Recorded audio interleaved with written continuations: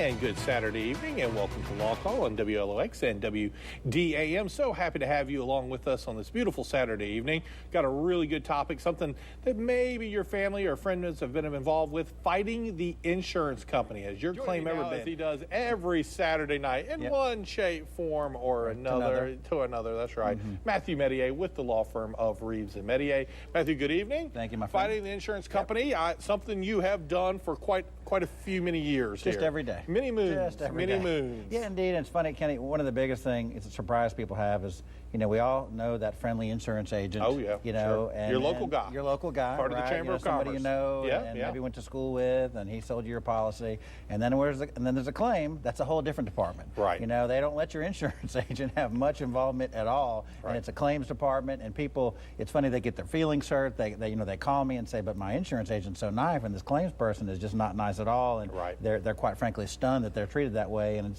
it happens. I hate to say it happens quite frankly all the time. There's a reason they don't let the insurance agent handle claims, settle claims. One of our That's favorite times of the evening is now time for our email question of the week. Now, if you're a little too shy to call in, well, that's the reason we have the email question. Matt, we got a good one for you from Kim this week. This sounds pretty serious, honestly. Right. It reads, my husband works construction and got hurt in the back when a stone wall fell on him. They're working his workman's comp right now, but he's in bad shape. Should I be talking to a lawyer too? Kim, first off, whenever you say stone wall fell, that doesn't sound good at all. Matt, your thoughts? Yeah, really, absolutely. Workers' comp, it's kind of where the rubber meets the road with the law. I mean, so many people, they're going to work daily, they get hurt through no fault of their own. Sounds like that's just an example of our email question. Probably didn't do anything wrong, and the stone wall fell on him. And now he'd be looking at disabling injury. And quite frankly, workers' comp, it does not do that type major injuries very well. Okay. It does give you medical for life related to the injury, but it's really not designed to do that well. It's really designed for someone to, for example, break an arm and be out just a month or two and then go back to the same job. But in that kind of case, if it's any kind of serious case, you definitely need a lawyer. For example, they're nurse case managers. The insurance company can send out a nurse case manager to not only to accompany to your doctor's office, but to go in the examination room with you when you're with the doctor. And not only that, have conferences with the doctor when you're not there about your condition, whether or not that's proper. That's not proper, by the way. You can quite frankly, that's only allowed if you let them, but you don't know all the rules. Unfortunately, they know all the workers' comp rules. You don't, and so it puts you at a distinct disadvantage. So absolutely, any serious type of injury, absolutely you must talk to a lawyer. No question about it. And Matt, let me just, and I can't talk about workers' comp without mentioning that, workers' comp. There we go. Yes, indeed. There we go. In Mississippi, a couple little nuggets of information. We pay the lowest benefits in the country, by the way. If you're hurt in Mississippi, lowest benefits in the country. Also, in Mississippi, you can be fired from your job for asserting a workers' compensation claim, which is unbelievable. Only 2 or 3 states in the country that's allowed. Our state's one of them. Also, number 3, workers' comp laws were amended about 4 or 5 years ago now.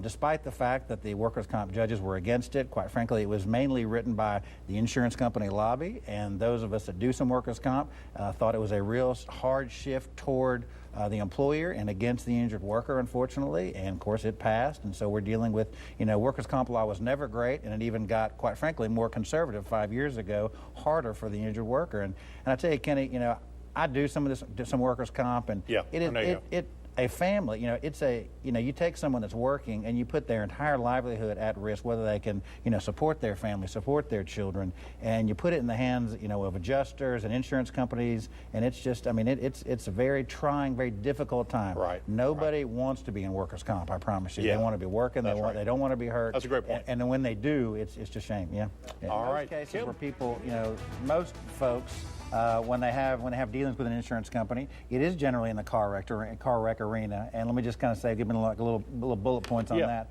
First of all, we get this question a lot. Should I report it? Should I do an accident report? And first of all, absolutely yes. Okay. 1, it's a misdemeanor in this state, as in a criminal misdemeanor, not to report an accident. Two, some insurance companies will not accept the claim if there's not an accident, because in that kind of context, a lot of times the person at fault will kind of come to you and say, "Oh, let's just settle this between us. Right. I'll pay for your damage. Let's just exchange information. I'll get back to you later." And then that always doesn't work out that way. And then, if you then try to call the insurance company and say, "Gosh, I had a wreck a couple weeks ago," they're not very sympathetic. Right. In fact, you have a duty under your policy to notify them, relatively immediately, as quickly as you can after an accident. And by not doing so, you potentially can void some of the few positive provisions in your policy. Right. So always report that. Those are one. And then another issue is whenever you talk to your claims person, always assume that the conversations are being recorded. Great. When they're talking to you, they're always going to ask you things like, "Are you okay?" They want to try to get you, on the record. So if things happen later, quite frankly, you'll hear that from them saying, "Well, when we spoke to you on this date and we have it recorded, you said you were fine. Now a week later, you're not fine. What's going on?" So can you ask them? Can you ask them, "Are you recording this?" Absolutely, you can ask them. Sure, absolutely, you can. So do they have to answer? They certainly do. Correctly. Another issue. So it's hard not to talk about it. Social media. Oh, Kenny, yeah. I tell you, every case now almost seems to have a social media aspect. People post so much online about what's happening to them, what's going on in their lives. So if they've been in any kind of serious accident, it always becomes an issue. So it's as time goes on, it's just becoming bigger and bigger and bigger of every case. So, and they're looking. They're looking at your social media They're account. looking. I promise you. And Good I, night.